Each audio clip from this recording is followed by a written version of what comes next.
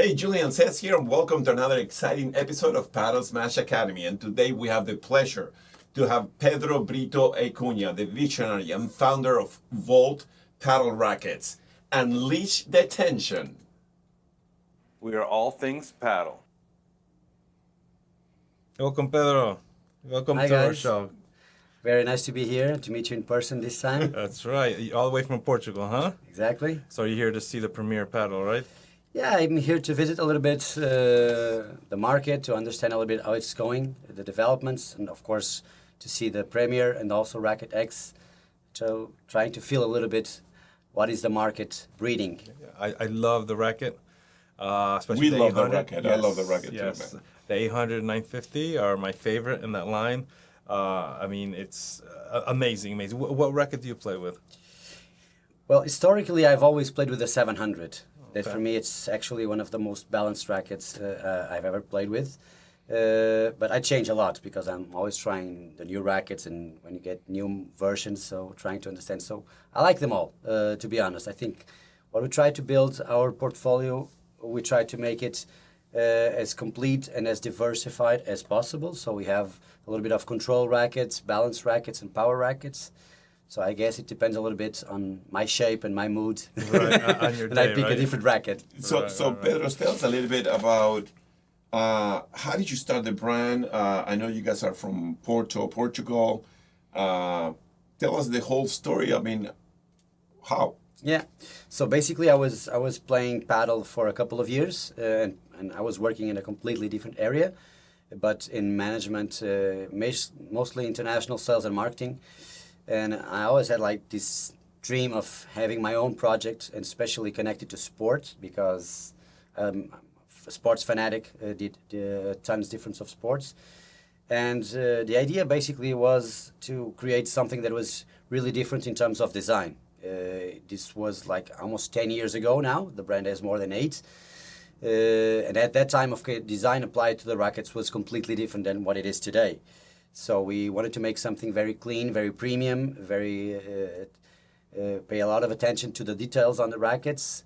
And of course, it had to be high quality because we wanted to put it on a high positioning, so a premium product. So that's how it born. And I think that one of the things that we always try along the time was to keep our concept very loyal, in the sense that we believe that this is the path, and we believe that people see us like this. So we don't follow other trends just because other brands do different things. So we try to keep always this concept in terms of a brand, because we believe that is what differentiates us from the rest of the brands. It's mainly the design. I think it's characteristic from our rackets. Okay, can you talk a little bit about the collection? Yeah, How many rackets do you So have? we have six. We started with 3 rackets, and things evolved until what we have today, which I think it's a perfect assortment, because we have 6 rackets. Then we have two power rackets, which are the 950 and the 1000, but they are completely different from each other. So the 950 is much more approachable, much more easy to play. And the 1000, it's more difficult to play, but it's extremely powerful. So people who like the 1000 usually love it and cannot play with another racket.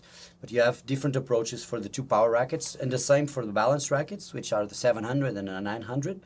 The 700 is a bit more defensive, gives you more control, but still with a good power, and the 900 a little bit more of power.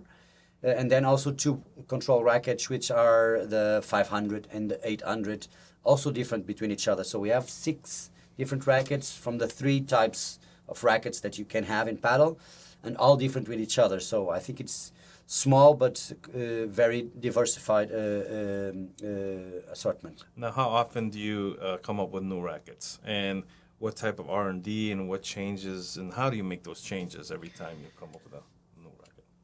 Okay, so we came up with new rackets along the way with the objective of getting to an assortment as we have today. So it doesn't mean that we won't have more rackets in the future. Of course, it might happen, but right now we're happy with what we have because it's balanced, the assortment. Along the way, we developed some rackets together with some players that we've sponsored. Actually, it was many of the rackets that we have today were rackets that were developed for players. For example, the 800 was developed for a specific Portuguese player, which we sponsored, was the best Portuguese player when we started in the second year. And then, of course, he's not sponsored with us anymore, but we kept the racket and because it was really good in terms of shape. And the 900 was actually the first racket which was developed for Ana Catarina. And then the 1000 was developed for Agustin Gomes Silingo. So it's good that we have these inputs from the players when we develop a racket, because we understand what they want, what they search for as very advanced players, and it helps us to have this process a little bit more with a little bit more of inputs from the players. On the other hand, what we do is we have two different parts of the R&D. We have an product engineering company that works with us. That's more for the basic development of new molds, or if we want to change something in the molds, like we will this year on 3 rackets. And then we start with 3D designs and trying to understand how can this affect the balance of the racket, the performance of the racket. Then we go to 3D printing, and then eventually we go to the first samples and try them and make adjustments. How many samples do you usually go through before you get it right? It depends a lot, but I'd say that minimum 3-4 samples. Wow. Because what we do is usually when we get, let's imagine for this particular year, we are launching now, next month we will be launching a new racket for the 500, for the 700, and for the 1000. So we've started this job, I would say almost a year ago, with a new development of the molds. We had different proposals in terms of 3D designs, and we've adjusted a little bit from the aesthetic part and also from the performance part.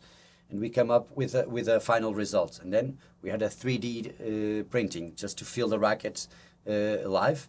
And then we started doing samples. And when we go to the samples, we immediately usually do 2 or 3 different samples for each racket. So we change the materials, we change the foam, we play with different carbons, with different weights, and trying to understand what adjusts better to each racket and to the objective of each racket. Because in the end, of course, we sponsor some players that play with our rackets, but we want to make rackets approachable for normal people that play every day and that are not professional. That's the point, of course. But our rackets, I think they are well balanced. That's why our players play with the same rackets that everybody else does. We just ship them the rackets that we have in our warehouse, so it's the same racket. So I think it's a good balance that we find there. What year did the brand started? When did you? So the brand started in 2016. The development started in 2015, so 10 years now. We started looking for the first suppliers in terms of production, testing the first samples, and then only after that we were secure and we were convinced that we had a good product in terms of playability. We started working on the branding, on the naming of the brand, and on the design. So everything came up from 15 until late 16. Then when the project officially started, the company was opened in December to 2016, and then we started selling second quarter of 17.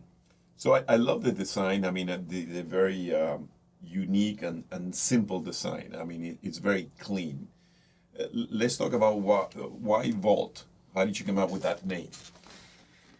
Okay, so we asked our design agency partner to develop the whole brand project, and we knew at the time what we were looking for. And of course, we didn't have the name, but we knew what we wanted in terms of objectives. So our briefing was very clear. We wanted to have a word that was small, that could be easily understood in many languages, and we wanted to have something from that word or that logo that we could use on its own. And we gave as a reference, for example, Apple, because nowadays you don't need to write Apple to know if that is Apple. Of course, you have the Apple. And other brands like the swoosh from Nike. So we wanted to have something strong because we knew that if we wanted to have a very clean and premium brand, we needed to have a small logo and simple to have this clean design. And then we wanted to have some concept behind the brand, some story to tell, because I truly believe I've worked with other brands in other area in wine industry, and I think that most of the brands who really different are the ones who have an interesting story to tell. So we wanted that story, and we had a couple of proposals, but Volt was immediately my first choice. You knew Yeah. that was the one. Because the story behind it is the energy, the voltage, and in our first models, now we don't use it anymore, but in the first models, the numbers, they had volts, like the voltage, like it was the 500 volts, the racket. Oh, yeah, So yeah. That's pretty cool. Yeah, so that's cool, the meaning behind the brand. It's the energy, the volt. That's why Unleash the Tension. It's our key line. So it's that story that we were searching for, and everything fit very well when we saw that option. Wow, it's a great story. And when did you come into the U.S. market? So we came into the U.S. market 2 years ago, I would say. Okay. And it's a market that it's tough because we know there's a huge potential, but it's still missing a little bit that dimension, I think. So how do you compete with like the Wilsons and Adidas and the Babylon? You know, they're already kind of have like a footing here in the USA because that's what the U.S. people know. So how are you gonna expose this to the American people? Because it's a great racket, and I think a lot of people don't really know it. Yeah, I think that to fight or to compete with big brands in any area, in any industry, you need to find your own territory. That's what we've tried to do all the time, and that's why I told you guys that we try to be very loyal to the original concept that we have, because I think that we are already present in over 60 countries. And in many countries, people see us exactly how we dream to be saw by everybody with this design concept, very clean, very premium. So we need to be loyal to that, and we need to find our territory in each country. I think it's more a niche. It's not something as massive as, of course, the other brands are looking for. And it's fine for us. When we started the brand, we didn't want to compete in the same dimension with those brands. We wanted to be a niche brand. We wanted to explore this part of the market. And I think that Padel is so strong socially that this small part is not such a niche, because people care about what they bring into the court. Not only because it's a nice racket to play with, but also because they feel connected with the brand, with the design of the brand and everything else. It's not that relevant in tennis, for example, if you think about it. I think paddle rackets, because they have a bigger area to communicate in terms of branding, and also because paddle is much more social than tennis is in most of the countries. So we try to work a lot on that, and of course it takes time, so people understand this concept, and we need to find the right partners in the market, the right visibility, the right partnerships with ambassadors and players to positionate the brand exactly how we want it and how we want people to see us. So we try to find this territory, this niche, and once we do, things go very well usually. What's going to be the territory here in America? Sorry? When you talk about territory, here in America, how do you see that? Specifically, yeah. The specifics. Yeah, so that's our territory. It's trying to look for a target of people that, I mean territory, not territory geographically, of course. Oh, okay. The market. It's the brand territory. The brand territory, okay. it's that niche of people that are very connected with designs, things which look for a little bit more exclusive things than what most of the people wear, most of the people have on the court. So that's the territory we want to explore. So what is your strategy to make them aware of your brand, that market? As I told you, I think we need to find the right partnerships here, because of course the brand is positioned where the brand is seen. So in the hands of certain ambassadors and certain partnerships, in the stores where we are, the clubs where we are. So that's how we need to find the right partnerships in terms of visibility and positioning that will allow us to be seen as we want by the customers. I gotta tell you, not only do I love your rackets, I think you guys have the best cover for the rackets. I kid you not. Number one, the material's great. Number two, you guys have a hook on it where you can hook it onto the thing. Three, you have the pockets, they're perfect. So you put your wallet and you have the other one you can put your phone.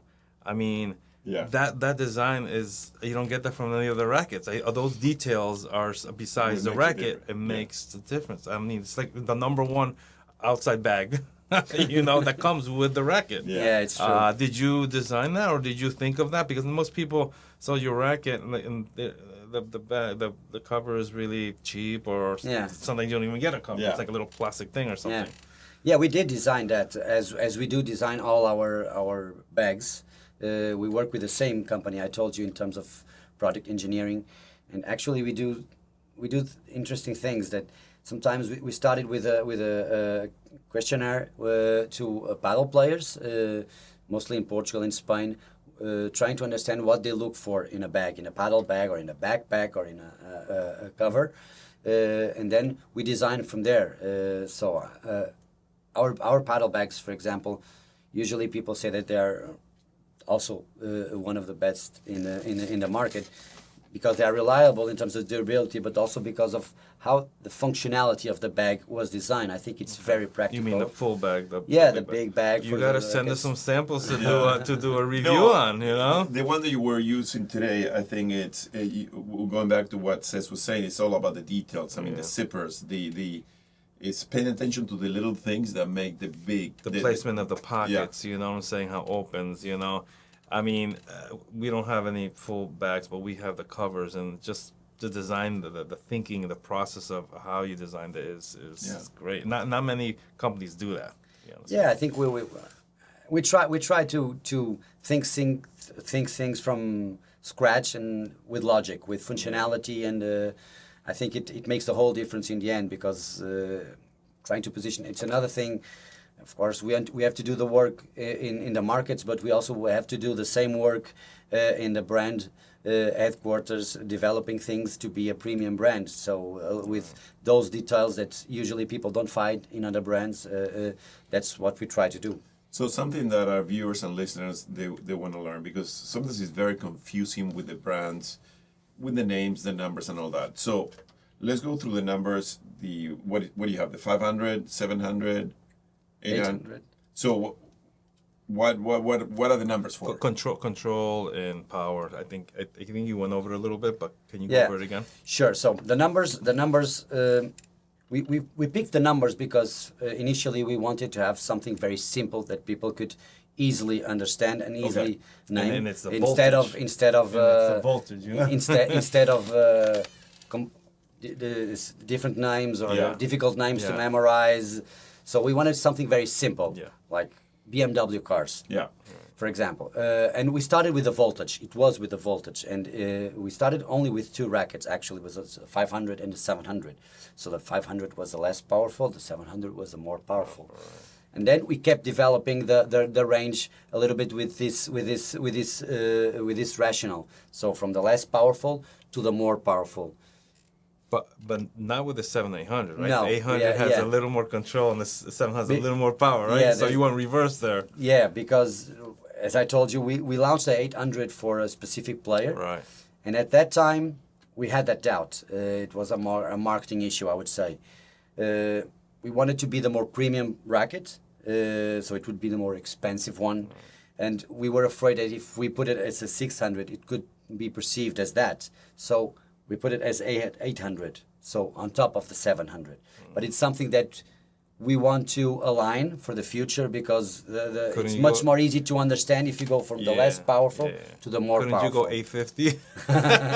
So you went to 950, you know what I'm saying? So when you go from the less to the more powerful, meaning the head shape changes, you go more into the 1000 is more like diamond shape. Yeah. And then the 500 is more like round shape. Yeah, exactly. So that will be, I would say a 500 will be more ideal for a beginner or an intermediate, or how would you say that? It's more control, right? Yeah, usually we don't like to put things in that category as intermediate or beginner, because we try to make rackets which are easy to play for all levels of players, with the only exception of the 1000. It's clear. So all the other rackets are easy to play with. Of course, it's more easy to play with a round racket in the beginning because you will have a wider sweet spot. So you can hit the ball in different places of the racket, and the ball will come out better. So I would say that if I would need to recommend a racket to a beginner, I would recommend a round-shaped racket. But then you have a lot of professional players that play with round-shaped rackets. Yeah. So it's not a beginner's racket, Yeah. but it would be easy in the beginning. Then advancing, I think that both 700 and 500 and 900 are good rackets to advance and getting a little bit more of power, but also with a good balance in terms of I love the 900. control. I love the 900. And then the 950 is also one of the most approachable power rackets that you can That's find the in one the I market like, because yeah. it has a very big Yeah. sweet spot, but it helps you a lot in terms of accelerating the game. Today, actually, I played with the 800. It was absolutely fantastic too.